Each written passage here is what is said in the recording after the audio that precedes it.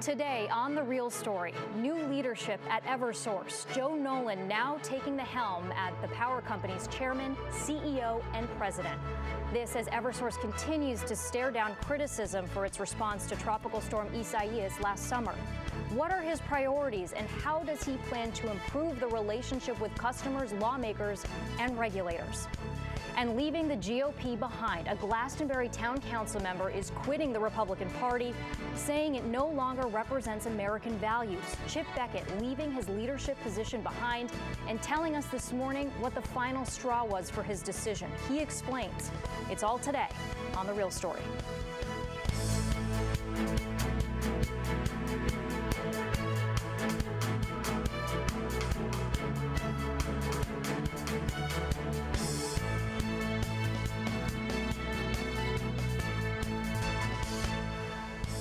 Good morning, and thanks for joining us on The Real Story. I'm Jen Bernstein. First of all, a very happy Mother's Day to all the amazing mamas out there.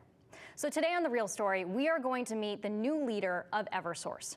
Joe Nolan is now the chairman, president, and CEO of the power company, effective May 5th. Just a few days ago. He previously served as Eversource's Executive Vice President, Customer and Corporate Relations. Mr. Nolan knows the company well. He's had a 35-year career at Eversource.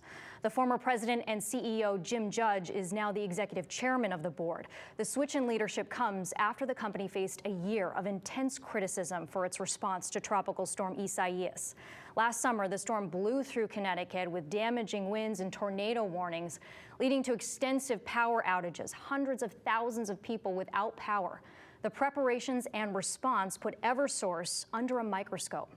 Recently, a scathing report from the Public Utilities Regulatory Authority, or PURA, found the company, as well as United Illuminating, failed to comply with acceptable performance standards, which PURA says led to a, quote, significant risk to public safety. And just last week, the announcement that PURA is proposing fines for the storm response, $30 million to Eversource, $2.1 million to United Illuminating. That's in addition to the return on equity reductions announced in April. So there are a lot of eyes and ears on Eversource's new leader. Mr. Joe Nolan, Chairman, CEO, and President of Eversource, joining us this morning. We really appreciate you coming on The Real Story to talk with us. Thank you, Jen. All right, so tough questions in a moment, but first, you've been with the company for a long time, so tell us about yourself. What's your philosophy? What are your priorities? Sure, I was blessed to join this company over 35 years ago. I graduated from college and I joined the Boston Edison Company. At the time, it was a small $800 million company located in the city of Boston. I took over a job in customer service, and my job there was to see customers every single day and hear what their issues were and their needs and try to find ways to improve the service that we provided. So I'm deeply embedded in the customer service business. I love customer service. It's really my passion. And since that time, I've grown through various jobs at the company. And today I sit here as the CEO and president, and I'm just thrilled for this new opportunity. Do you know why the leadership changed? Do we think it was because of the tropical storm response? Was just the evolution? Why the change in leadership? No, yeah, Jim Judge served this company for 44 years. And Jim Judge, had put a lot of time in, had nothing to do with the storm or anything else. This, like all big corporations, you look at succession planning, and this has been going on for some time. This wasn't anything that happened because of that storm. And it was an opportunity. I have been on the succession list, and this is what took place. Okay, so need to get your response to PURA proposing that $30 million fine, that news out just last week, for failing to comply with standards of acceptable performance. That's what they said, that public safety was at risk. What's your stance on that? Jen, you've been covering a lot of catastrophes and natural disasters and storms and things like that. And, that storm was devastating. There was 30% more damage to our system than there was in Irene, and there was as well as Superstorm Sandy. We restored it faster than both those storms. We'd never deployed this many resources. That storm required us to have 6,000 hotel rooms because every single person needed their own. We had 14,000 meals a day. We had to get multiple vehicles because nobody could travel in the same vehicle. And it's at a time, quite frankly, when folks had been cooped up and in their home, and being the father of 4 daughters and living in a house with 5 women, when the power goes out or you lose your connectivity for internet, it becomes very challenging. And that's what took place. I mean, the storm came in there, wiped out the system. And it was devastating. But I will tell you, I was on the ground from the day that the first customer went out. And I was here throughout that storm, and I watched the recovery. And I will tell you that I'm very, very proud of the work that our employees did to restore that service. And I will tell you that certainly there's lessons learned. After every event, we look at what we did, and if we let customers down or folks are disappointing us, I'm sorry for that. And certainly we're going to work harder to win back their confidence and restore the confidence that folks want us. We want to have our employees want our customers to be happy. So, we're working at that. We have, matter of fact, just this week, this past week, we coupled all of our storm teams in the communities. We went out and met with all these cities and towns, and that's what we're doing right now. We're getting ready for the next wave of storms that come through here, establishing contact. When storms usually happen, what will take place is you'll go to an emergency control center in a city or town, or you might go to the state center. You're working side by side with state officials, with city and local officials. That just wasn't possible with Isaias. It was a devastating, destructive storm that was all being done remotely, and that was quite a challenge. So, listen, the order was 150 pages. The fines, they just came out on Thursday. Very complex, a lot of stuff to work through, not only for that storm that took place, but going forward. So we need to make sure that we get it right. We're going through that, looking at that. Obviously, we want to have a good working relationship. We hold Pura in high regard. The chair is a very hardworking Commissioner Bukowski, Commissioner Karen. They work very, very hard. And so we want to work with them cooperatively, and we want to get this behind us and restore customers' confidence. Do you think you'll appeal the fines? Well, it's, there's multiple items in there, and, we are looking at each aspect of the findings. And, there'll be areas that certainly we have concerns going forward. And, we will look at that. We're going to look at that because it's not just for this event, but it's all events going forward. So, we need to take a good hard look. And that's something that we will know probably in the next, 10 days. In terms of improving the service, the Attorney General as well as Pura said that the fines as well as the report are no reflection on the line crews, your line crews who worked so hard during that storm to restore service. They said it's really about the preparation that was lacking, a lack of communication on the ground. Is that something that you would look to improve moving forward? Because that seems to be where a lot of the criticism is. Yeah, and I can't, I have to disagree with that. I mean, our crews are being criticized, and that is what we take to heart. That's not fair.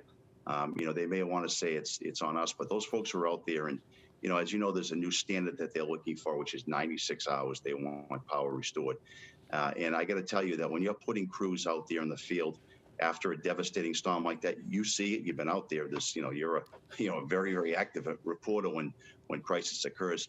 That's like telling the bomb squad that here's a stopwatch and you need to get this done in a certain period of time.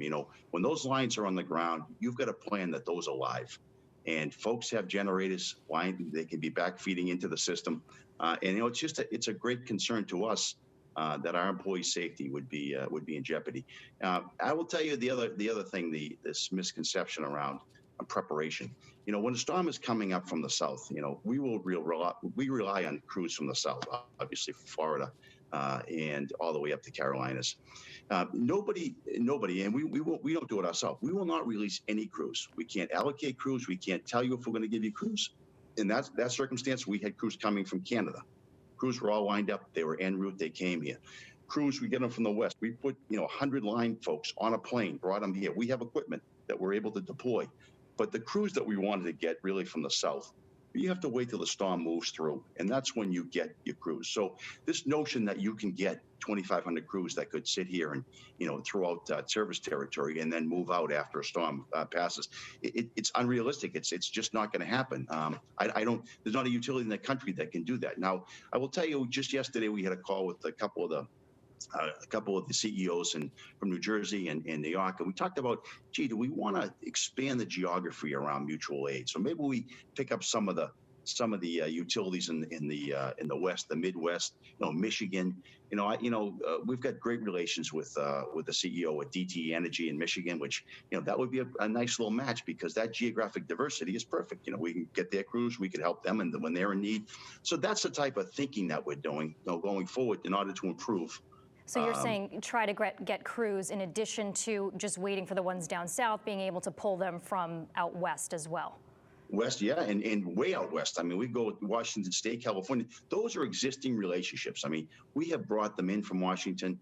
It's very efficient. I mean, unfortunately, when you bring crews from Florida, you bring them from the south, it can take 2 days of driving. And when they get here, they have to bed down to get rest. So if you fly in crews, they're fresh. They're ready to hit the ground. So those are the things that we're doing right now. But 2,550 outside resources to come in here, line crews. It's never been assembled. You've never, ever had that many line crews available on a response. So, that's what took place in Isaias. And we got it on quicker than we've done any other storm. It was just the circumstances. It was a pandemic that had taken place. People were in their homes, and it's a challenge. Our lawmakers have really been hammering you guys for this. Governor Lamont criticizing.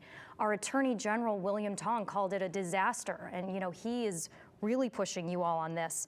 Of course, our state and local lawmakers are very critical. Puro, we know, is critical. Customers were, of course, critical. I want to show you what Senator Blumenthal tweeted out with the announcement that you were going to be joining or not joining, but taking the leadership position here at Eversource. He said, Judge out at Eversource is welcome news, but we need more than change at the top. Our electric utilities should be accountable to the people, not shareholders. Joe Nolan must make customer service and lowering rates his #1 priority. I will be watching his actions closely. So how do you navigate that? A lot of attention on you right now. Yeah, absolutely. And, I will tell you that the legislative leadership, when you look at Chair Conti, Chair Needleman, I hold them in very high regard. I've got dialogue with him. Governor Lamont, I'm a big fan of Governor Lamont. I think he's a tremendous leader, extraordinary leader. And so, when we look at rates, people will call out our rates. What people need to understand is that the kilowatt hour you buy here in Connecticut is probably one of the cleanest kilowatt hours you're going to see in the country. If you want cheap electricity, go to Texas. You're going to get dirty fossil fuel kilowatt hours. You're not going to have the reliable service. Look at the terrible disaster that took place there. Yeah, you can go other places, but the fact of the matter is those places are so far behind us on clean energy. This state's a leader on clean energy. And, for that, there are certain costs. I mean, the Millstone plant, we have that in our rates. That's clean, carbon-free power, 10-year contract we've signed with Millstone. That's 1,600 jobs, huge employer here in the state.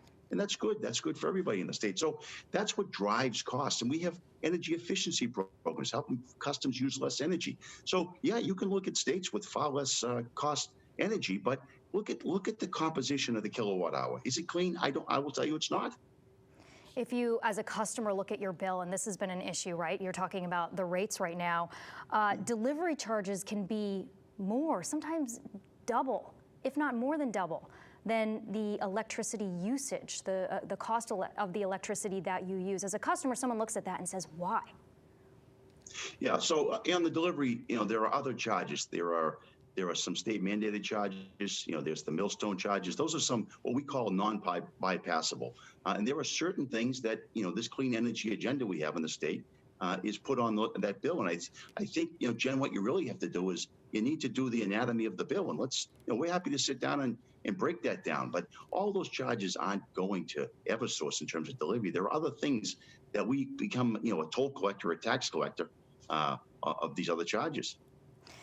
I want to ask you quickly about this, the moratorium on paying bills. Eversource was able to not force people to pay during this pandemic because of the financial hardships that people were going through. When this moratorium ends, and that hasn't been decided yet, as we know, what's going to happen? Because obviously there's been this buildup for some people. Those bills didn't just go away. Are you expecting them to be able to pay it? Do we know what the plan is for that? Sure. I mean, we've offered very flexible payment arrangements. We've also been able to help our customers tap into, both state and federal money that's available to help them. And I think that, unlike other businesses, I don't think there's anybody really better at helping customers, number one, manage their energy use, but number two, help them, pay and control and I was so pleased that we were able to have that moratorium, and I think we took a leadership role in that. So we're going to be there for our customers, and customers, we've been in this business a long time, and we're going to help them get through these difficult times. So we're not thinking that right away electricity will be shut off. No, we are not. Tell me. But the important thing, Jen, is we need to have dialogue with a customer. I mean, if a customer is engaging with us and we have a path and we can engage, I mean, if they don't engage, then obviously that's when we have the difficulty. But we are communicating with our customers and getting a lot of messaging out there to try to help them, tap into these other resources. In closing, how does Eversource right now, you in your leadership position, improve the public image here in Connecticut? Because obviously there seems to be a trust issue between customers, between state lawmakers and Eversource. People viewing the company, not everyone, but a lot of our lawmakers and some customers, as someone who's putting shareholders and profit above delivering electricity, which is a vital service here in our state. Yeah. How do you improve that relationship? Yeah, a lot of things. We've got a significant investment in the new London port. I'm very excited. We're bringing wind energy here to Connecticut. Number of jobs, tons of jobs. We are the major sponsor of the Hartford Marathon. We have the Travelers event, the First Tee. We have the Winter Special Olympics that we do. All of these things that we're doing here and making the investments. The other big thing we have is housing. We do a number of housing credits. We make significant investments in this state, and we're very, very proud of what we do. So, I don't think we should be defined by that one storm, Isaias. There's so much that we do. I mean, we have over 4,000 employees. The largest number of employees for the Eversource family reside right here in Connecticut. I mean, we've got facilities everywhere. We pay over $300 million a year in taxes. I mean, so I really think that, that folks have to look at all of Eversource and a lot of the things that we do. And we're very, very proud of the service that we deliver. And I'll tell you, since that storm Isaias, we've had 4 or 5 others after that. I was in Berlin on Christmas Day. I spent Christmas Day there because customers were without power. And I wasn't going to celebrate Christmas until such time as all of our customers were back on. So, people need to understand that we are going to be there. We are going to improve our service. We're going to win back their hearts and minds. And they have my word that that's going to take place. All right. Joe Nolan, thank you so much for coming on The Real Story. Please come back and keep us updated. I think it's important to have, these discussions, especially when there's controversial decisions made or to the storm response, et cetera. So I really appreciate you coming on and answering us, talking with us. Thanks, Jen. All right, Joe. Thank you. Have a great day. You too. All right, still to come on The Real Story, a local Republican lawmaker is out of the GOP. Glastonbury Town Council member Chip Beckett says the Republican Party no longer represents American ideals. He's left it and joined the Independent Party. What were his reasons? He'll explain coming up on The Real Story.